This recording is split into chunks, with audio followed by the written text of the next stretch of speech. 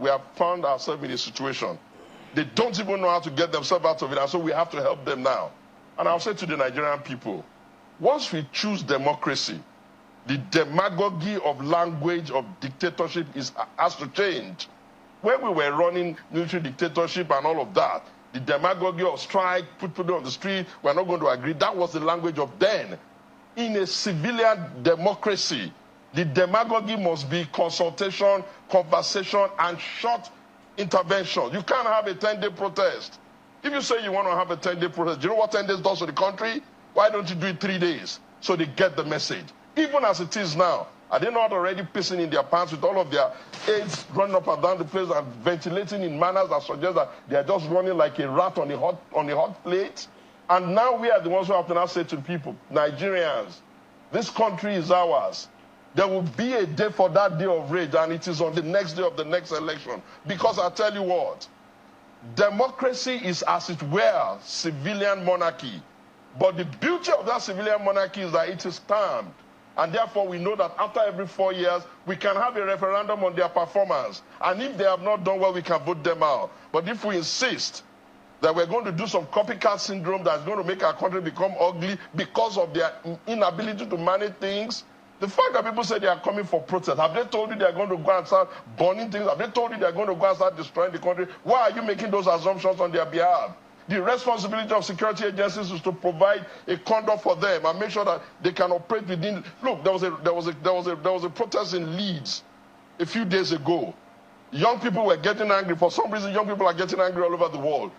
Did you see the people of that country start shooting at or trying to say that young people can't do that? I imagine that, I mean, for those who experienced the fallout of the EndSARS of 2020 October, those who think that if you go to Lagos, the Lagos governor, I mean, interestingly, is still the person who is in office today, will tell you that it was a very, very sad day for the people of Lagos, considering the wanton destruction of property. Interestingly, my house where I live, it was around that corridor, around the Julius Berger area in Lagos, where you find the BRT buses, loads and loads of them that were destroyed. A court was raised down.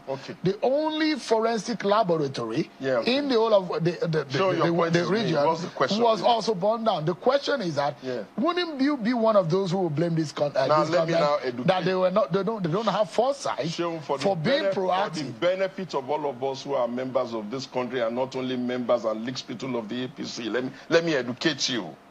There was a protest when Jonathan was in charge. Did it lead to that? Why didn't it lead to that?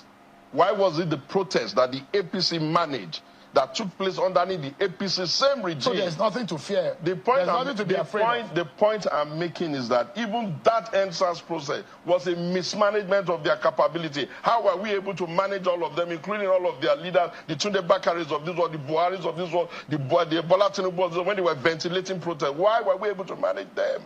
Because we understood that it is the inalienable right of the citizens to protest. And it is the responsibility of the government to manage the protest until they can bring it to a de-escalation. So you imagine that if an Atiku is in office, he would have done better. Is that what you are trying to say? You know, when you put it this way, you really put a dagger in my heart, because he would not only have done better.